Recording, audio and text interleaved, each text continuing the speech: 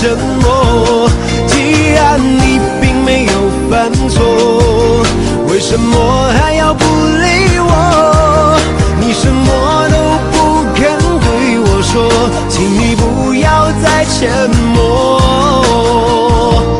沉默不是代表我的错，分手不是唯一的结果，我只是还没有想好该怎么对你说。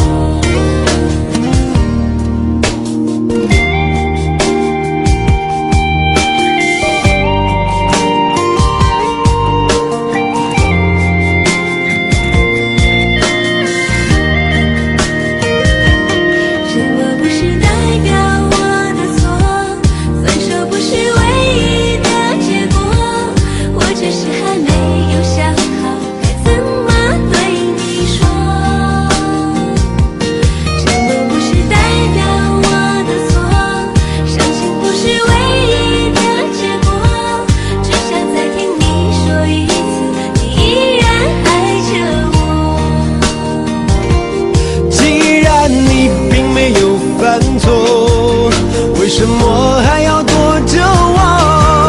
我每天都这么的难过，到底我做错了什么？